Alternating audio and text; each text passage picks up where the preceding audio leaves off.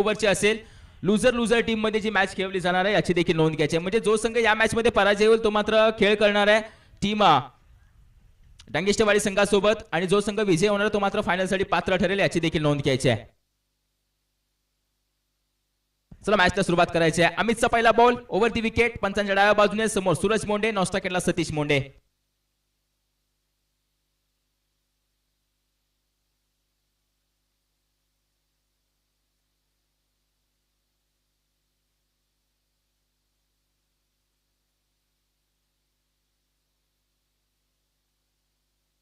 पहिला बॉल अमित यांचा, batter striking end वरती सूरज मोंडे. चला जास्त वेळ घेऊ नका विनंती करतो.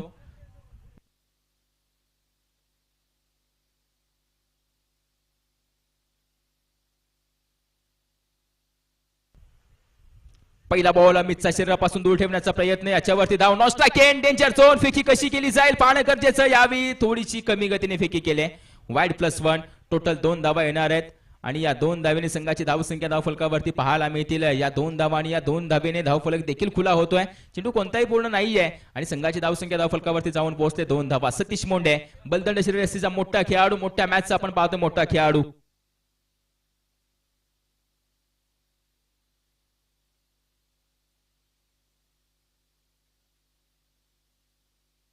अजून एक वाईड बॉल येतोय. जरुरी मोठी मॅच आहे, प्रेशर असणार आहे, परंतु प्रेशर मधूनच खेळाडू घडले जातात, प्रेशर मधूनच खेळाडू बनले जातात. प्रेशर कसं रिलीज करायचं, प्रेशर कसं हँडल करायचं हे जाणून घेणं गरजेचं आहे यावेळेला अमितच्या माध्यमातून. कारण की दिशाहीन गोलंदाजी होते. जरूर मोठा खेळाडू असला सतीश मोंडे, जरूर मोठे फटके खेळत असला तरी अमित देखील कमी नाहीये अशी त्याची खासियत आहे ऍज अ गोलंदाज म्हणून. हा चांगला बॉल हाताळलाय. यावेळी चेंडू हवेमध्ये देखील असेल आणि हवेमध्ये असताना आपणास पाहायला मिळत आहे त्याच्यावरती एक सिंगल रन. म्हणजे आता अमितचा पहिला बॉल पूर्ण होताना संघाची धावसंख्या धावफलकावरती विचार करायला तर 4 धावा पाहायला मिळत आहेत. म्हणजे या 4 धावा येतात म्हणजे एक बॉल पूर्ण होताना आपणास पाहायला मिळतील.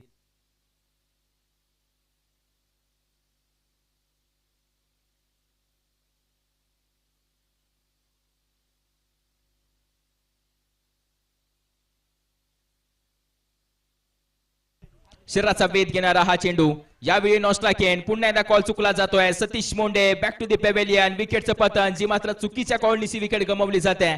चला या नवीन फलंदाज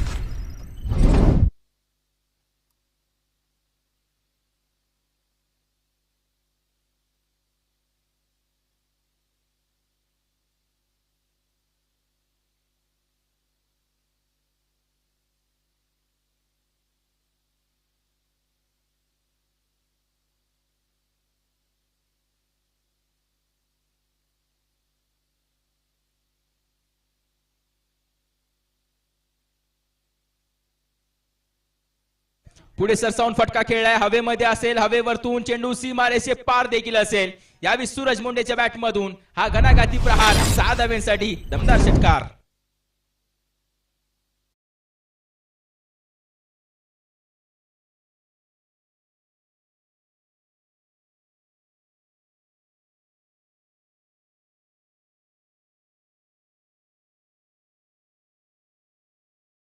मध्ये क्षेत्ररक्षक दूर आहे, धावत जातोय. याच्यावरती एक रन कंप्लीट केली जाते. दुसऱ्या धाव्यासाठी कॉल असेल, नाहीये, रोखलं जात आहे. चांगले कॉल कम्युनिकेशन पाहायला मिळतं, चांगला संवाद साधला जातोय मैदानाच्या खेळपट्टीच्या दरम्यान आपणास पाहायला मिळतो. या चेंडूवरती सिंगल रन येताना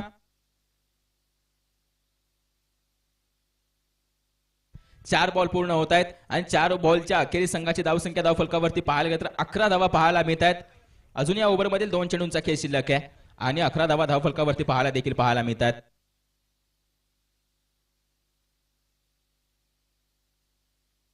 फटका खेळलाय. यावेळी आपण पाहतोय आडव्या बॅटीने हुक केला जातोय, डीप मिड विकेट रिजन वरती खेळून काढला जातो. 1 रन कंप्लीट. दुसऱ्या धाव्यासाठी कॉल असेल. 2 धावा कंप्लीट केल्या जात आहेत.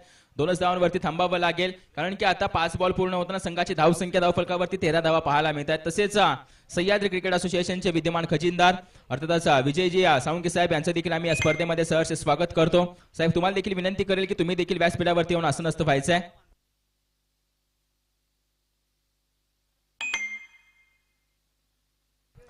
Catch complete. यावेळी विकेटचं पतन. नितीन काऊलकर देखील बाद होताना पाहायला मिळणार आहेत.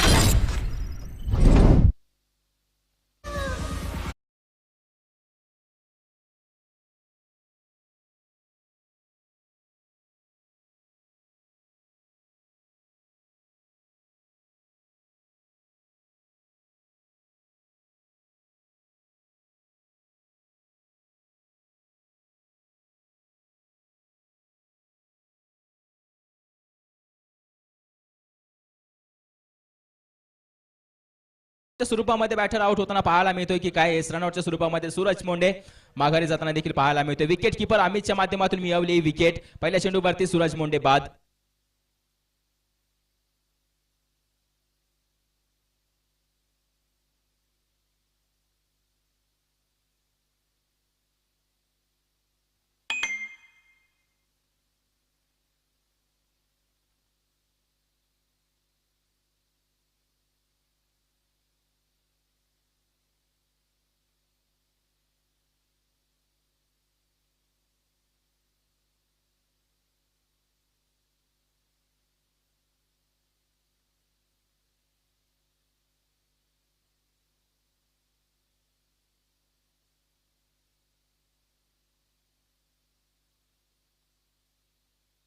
ज्यावेळी देखील मिसिस स्टोक आहे याच्यावरती धाव एक येणार आहे का? होय, जरूर एक धाव बनवली देखील जाते, वेगाने बनवली जाते. एक एक धावा देखील खूप महत्वाचे आहेत, कारण की मागील मॅचचा विचार करायला गेलं तर आले आणि एका धावेने संघाची धावसंख्या धावफलकावरती पाहतोय आपण जाऊन पोहोचल्यात धावा 14 धावा धावफलकावरती पाहायला मिळत आहेत. या ओव्हरमधील चेंडू पूर्ण झालेत, 2 चेंडू पूर्ण झालेत आणि संघाची धावसंख्या धावफलकावरती पाहायला मिळत आहेत 14.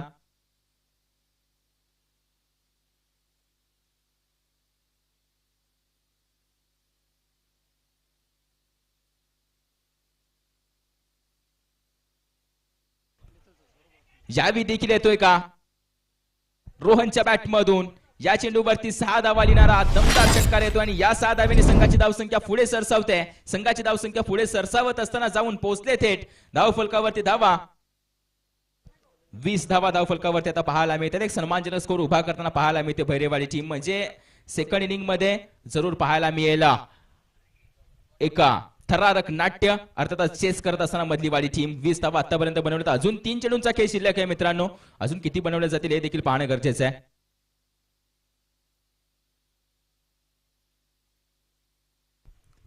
येस, यावी कॅच कंप्लीट केली जाते. मागील चेंडूवरती विकेटचं पतन, या चेंडूवरती मिळवले ही विकेट. अर्थातच batter Rohan back to the dugout.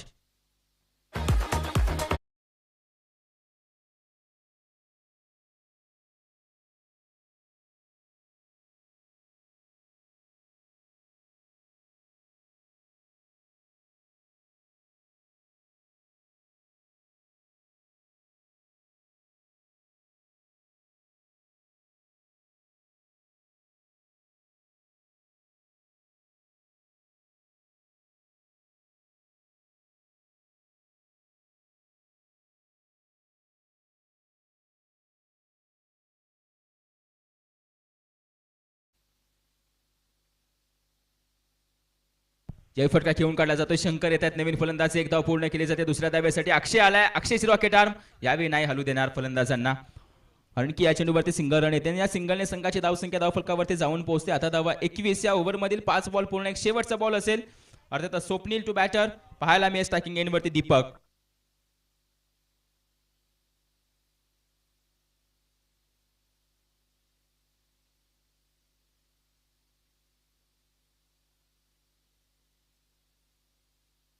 या चेंडूवरती देखील एक रन कंप्लीट केली जाते. फिकी केले. 2च धावा येतील का? या 2च धावांवरती थांबावं लागेल. जरूर या 2 धावांवरती थांबावं लागेल आणि या 2 धावेने आता ओव्हर संपते. 2 ओव्हरचा खेळ संपलाय. 2 ओव्हरच्या अखेरीस संघाची धावसंख्या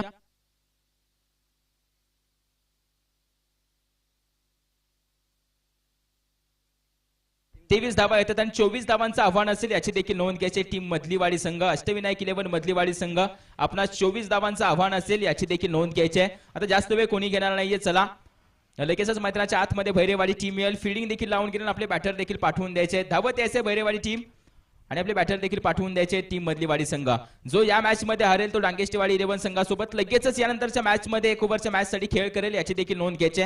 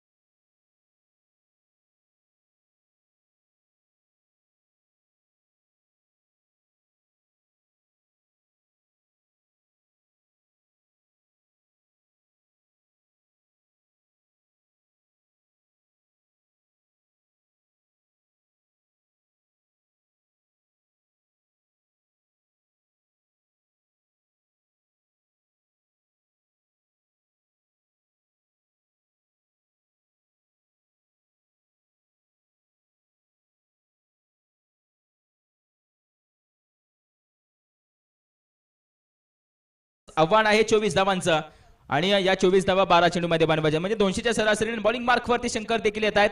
या टीमचे टीम कॅप्टन जो विजयी तो फायनलसाठी या 2 हात करेल या टीम एम्पायरसाठी संघासमवेत, जो पराजयी तो 2 हात करणाऱ्या डांगेष्टेवाडी संघासोबत. जो पराजय होईल त्या संघाचा कॅप्टन लगेच येणारा टॉस करण्यासाठी डांगेष्टेवाडी 11 संघाचे कॅप्टन तुम्ही देखील इथे उपस्थित राहा. तो देखील टॉस आम्ही लगेचच करणार आहोत, याची देखील नोंद घ्यायची आहे.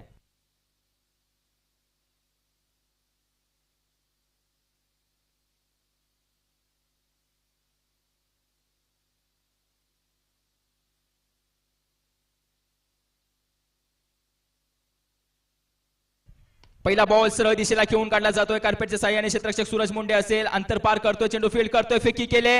यावी 2 धावा पूर्ण देखील केल्या जात आहेत. 1 बॉल पूर्ण. संघाची धाव संख्या धाव फलकावरती धावा 2 पाहायला मिळत आहेत. यानंतर होणारी मॅच आहे डांगेष्टेवाडी संघ विरुद्ध जो संघ या मॅच मध्ये पराजय होईल तो संघ लगेचच त्या संघाचा कॅप्टन लगेचच अतिशय मान्य केली जाते, कारण की मोठे फटके येऊ द्यायचे नाहीयेत, पॉवर जनरेट करू द्यायची नाहीये, एलिमिनेशन तयार होऊ द्यायचं नाहीये. हाच मात्र प्रयत्न असणार आहे शंकर यांचा.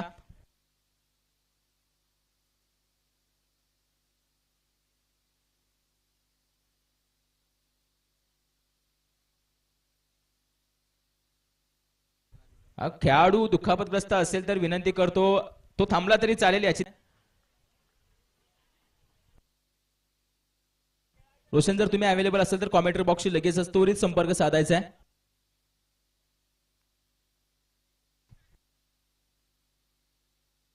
तसेच पाहायला गेलं तर best bowler of the tournament राहिले होते अर्थातच अध्यक्ष चषकचे, ते मात्र प्राइस त्यांना दिलं जात आहे. मागील टुर्नामेंटचे आपण पाहतोय अध्यक्ष चषकचे best bowler of the tournament ते प्राइस सेरेमनीला अगदी उपलब्ध नव्हते. त्या दरम्यान आपण पाहतोय विजयजी साळुंखे आजच्या दिवसापर्यंत तिथे पोहोचले आणि ते प्राइस त्यांच्यापर्यंत पोहोचवलं गेलं. ही खासियत आहे मित्रांनो सह्याद्री क्रिकेट असोसिएशनची. वरती 1-1 धाव 2-2 धावा मात्र जमवायचा प्रयत्न चाललाय अमितचा, कारण की मोठे फटके थोडस लगावणं मुश्किल झालंय या मॅच मध्ये. यावी आलाय, अमितच्या बॅट मधून आलाय, अंतर पार करणारा धमाका आलाय, 4थ्या चेंडूवरती षटकार येतोय. वेलकम डीज आहे.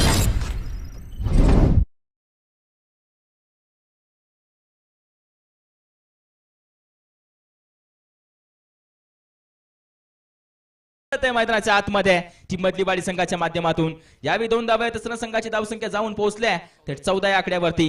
24 धावांचा पाठलाग करताना आता मात्र 10 धावा शिल्लक असतील. येणारे 7 बॉल आणि विजयासाठी 10 धाव्यांची गरज. हा चेंडू खूप महत्वाचा आहे दोन्ही संघांसाठी. कसा हाताळला जाईल. फटका फसलाय, चेंडू हवेमध्ये, अमितची विकेट, ड्रॉप कॅच होतोय का. यावी कॅच ड्रॉप होतोय, अमितला जीवदान मिळतं या चेंडूवरती मिळते ही 1 रन आणि एका धावेनेशी ओव्हर संपते. आता येणारे 6 बॉल आणि विजयासाठी 9 धाव्यांची गरज.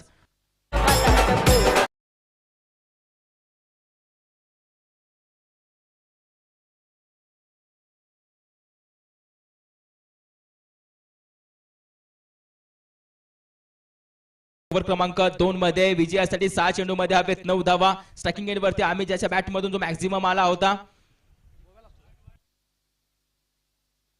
वाईड बॉल येतोय. वाईड निशी आता मात्र समीकरण बदलली जातात. येणारे 6 बॉल आणि विजयासाठी आपण पाहतोय 8 धाव्यांची गरज. तर 2 धावा आपण पाहतोय वरचढ आहेत आणि ज्या मात्र लगेच देखील मिळवल्या जाऊ शकतात त्या देखील आपण पाहतोय. 2 धावांची लीड असेल टीम भैरेवाडी संघाकडे. हलक्या हाताने फक्त दिशा दिली जाते. यावरती आता डीप वरती चेंडू ट्रॅव्हल होतो. 1 रन कंप्लीट. दुसऱ्या धावेचा कॉल मिस फील्ड आहे. आता चेंडू निघून जातोय का. बाउंड्री लाईन वरती फील्ड केलाय. या चेंडूवरती 3 धावा कंप्लीट केल्या जातात. आता समीकरण बदलली जातील म्हणजे आता येणारे 5 बॉल आणि विजयासाठी 5 धाव्यांची गरज. स्ट्रायकिंग एंड वरती तेजस पाहायला मिळेल. जो संघ विजय तो फायनल साठी पात्र, जो संघ पराजय तो 3rd आणि 4th प्राइज साठी मॅच खेळेल. 1 ओव्हरची मॅच असेल याची देखील नोंद घ्यायची. लगेचच पराजय झालेल्या संघाचे कॅप्टन इथे येणार आहेत टॉस करण्यासाठी, याची देखील नोंद घ्या. डांगेष्टेवाडी टीम कॅप्टन तुम्ही देखील इथे उपलब्ध राहायचं आहे.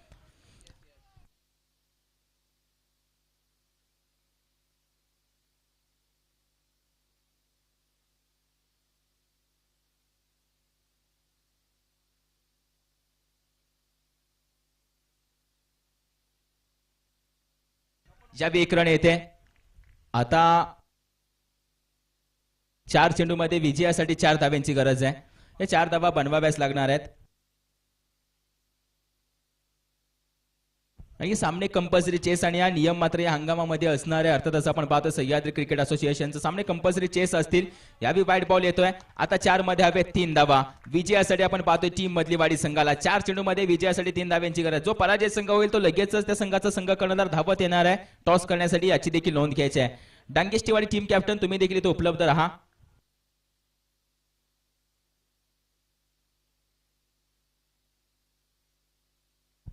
फटका खेळलाय. नो मॅच लँड मध्ये खेळून काढलाय. याच्यावरती 1 रन कंप्लीट होते. दुसरी धाव देखील कंप्लीट होणार आहे. आता फक्त 1 धाव दूर असेल आपल्या विजयापासून. म्हणजे फायनल मध्ये प्रवेश करण्यासाठी फक्त 1 धावेची गरज आहे ना. विनिंग स्ट्रोक अमितच्या बॅट मधून येणार आहे का हे देखील पाहणं गरजेचं. आजचा दिवस मात्र आपण पाहतोय अगदी अष्टविनायकाच्या आशीर्वादाने आजच्या दिवसामध्ये दमदार कामगिरी माध्यमातून पाहायला मिळते.